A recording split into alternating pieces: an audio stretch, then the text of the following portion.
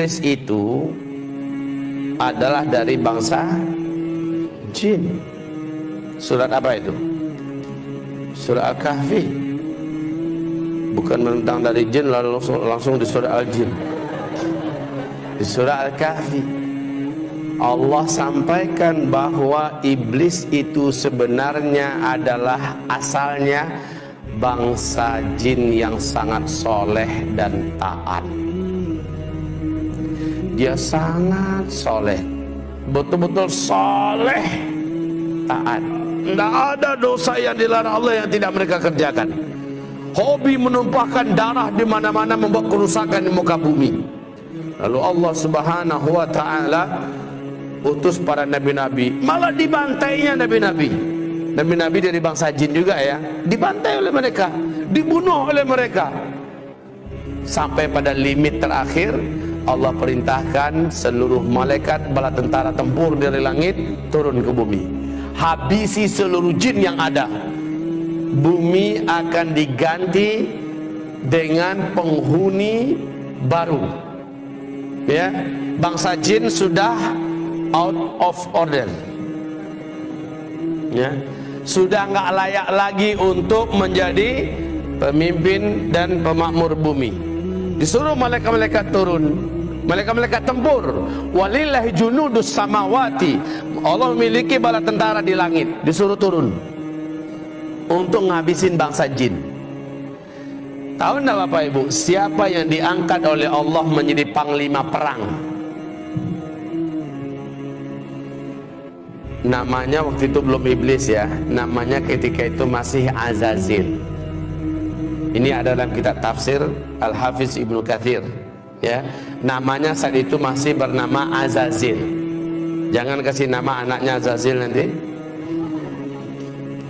Lalu turunlah panglima perang ini, yaitu Azazil, dengan memimpin seluruh malaikat-malaikat tempur. Semua bangsa jin yang ada di muka bumi diratakan, dibunuh. Yang dibiarkan hidup oleh Allah adalah yang melarikan diri sembunyi, masuk ke gua-gua, masuk ke hutan, sembunyi di pulau-pulau, dibiarkan oleh Allah, jangan dikejar, biarkan saja mereka tersisa hidup. Nah, ini cikal bakal calon pelanjut bangsa jin ke depan ya. Lalu setelah selesai, malaikat-malaikat tempur kembali naik. Azazil juga naik ke atas. Bapak Ibu, Allah kemudian menyampaikan kepada mereka semua, inni ja'ilun fil ardi khalifah. Saya punya misi akan menciptakan pengganti baru yang akan memakmurkan bumi. Iblis merasa bangsanya sendiri sudah dihabisi, sekarang diganti, jadi nggak nyaman dia, diganti dengan makhluk baru. Dia coba hasut para malaikat yang ada, si Azazil ini, sampaikan pada Allah, nanti akan terulang kembali kisah lama. Orang akan menumpahkan darah, bawa kerusakan yang kayak lama-lama aja. Ya udahlah, kita aja lah, kita aja makhluk Allah, khusus nyembah Allah. Bahasa Azazil ini disampaikan oleh malaikat kepada Allah. Qalu ataj'alu fiha man yufsidu fiha wa yasfiku ad-dima wa nahnu nusabbihu bihamdika wa nuqaddisu lak qala inni a'lamu ma la ta'lamun. Para malaikat menjawab, termasuk si Azazil, jubirnya Azazil, ya Allah, apakah kembali akan engkau ciptakan di muka bumi makhluk-makhluk baru yang nanti akan membuat kerusakan dan pertumpahan darah seperti yang sudah-sudah? Cukup kami ya Allah, cukup kami sebagai makhlukmu, kami akan menyembahmu seperti yang sudah-sudah. Kami tidak akan berbuat dosa seperti yang telah kau saksikan ya Allah. Please ya Allah, enggak usahlah.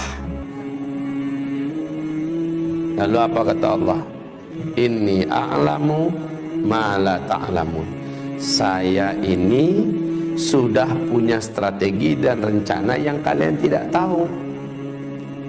Dan kalian akan lihat apakah mungkin makhluk ini akan berbuat dosa jika dia punya bekal seperti yang akan berikut ini. Jangan kemana-mana, saksikan sebentar lagi.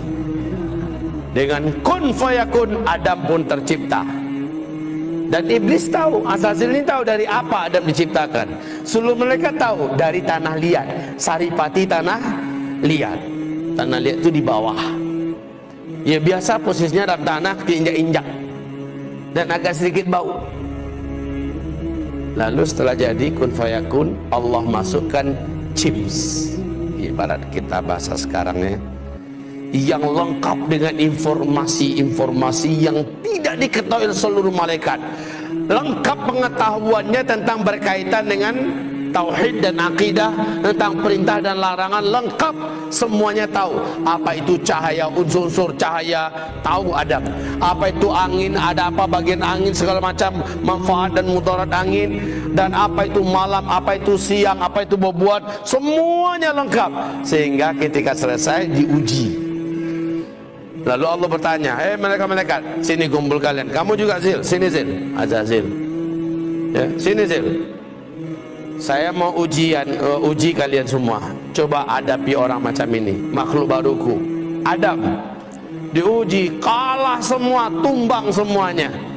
Lalu Allah berkata, orang yang macam ini, yang ilmunya tentang aku luas, ilmunya tentang alam semestaku luas, dia tidak akan pernah mau berbuat maksiat dan dosa. Makanya dikatakan innama yakhsyallaha min ibadihil ulama, yang paling takut kepada Allah dari seluruh hamba-hambanya adalah orang-orang yang berilmu. Jadi orang yang berilmu tidak akan berani berbuat maksiat karena dia takut kepada Allah. Setelah itu memanglah sujudlah para malaikat, karena Allah perintahkan sujud. Nah, si Azazil yang dari awal memang menyimpan sesuatu di dalam dadanya, yaitu hasad, dengki. Dia tidak rela dan dia tidak mau kalau orang senior yang hidupnya telah teruji selama ini patuh dan tunduk pada Allah, masa dia yang harus sujud pada junior yang baru saja jadi. Lalu dia nggak mau. Allah berfirman, ma manaka la tasjud li Adam. Apa yang menghalangi kamu tidak mau sujud? Apa jawaban iblis? Saya senior ya Allah. Ana khairun minhu, saya lebih baik. Kan nggak mungkin lah. Khalaqtani min nar wa khalaqtahu min tin. Karena nggak mampu menjawab tentang masalah ilmu, dia mencoba mengandalkan dirinya dari unsur penciptaan. Saya kau ciptakan dari tanah, dari api. Api itu terhormat ya Allah. Allah pula mau diajarinya. Api itu letaknya di atas, terhormat, nggak berani orang permainkannya. Dia sangat berwibawa, anggun. Sementara tanah engkau ciptakan Adam dari tanah liat, hitam, bau, busuk, di bawah lagi keinjak-injak. Masa iya api sujud pada tanah? Sorry ya Allah. Ya, lalu Allah mengatakan, sombong kamu, keluar. Baik, Allah katakan gelar iblis saat itulah, nama kamu sudah diangkat dengan nama baru yang menjijikkan, yaitu iblis. Aba wastakbara wa kana minal kafirin. Jadi kafirlah dia. Iblis jadi kafir. Bapak Ibu, iblis kenapa bisa jadi kafir? Kan dia soleh, kan dia taat. Kenapa dia jadi kafir? Awas, hubungan kajian kita dengan la ilaha illallah loh. Tidak tak? Itu jawabannya. Apakah iblis dibolehkan masuk surga? Lan tadkhulaha abadan. Engkau sekali-kali tidak akan berhak menjadi ahli surga selama-lamanya. Iblis punya kunci enggak? La ilaha illallah. Iblis yakin enggak dengan Allah? Pasti. Iblis mengimani Allah tidak? Pasti, ya kan? Pasti. Tapi iblis punya kunci enggak la ilaha illallah? Punya enggak? Punya. Cuma sayang patah salah satu giginya. Disuruh sujud kepada Adam, dia Tidak mau.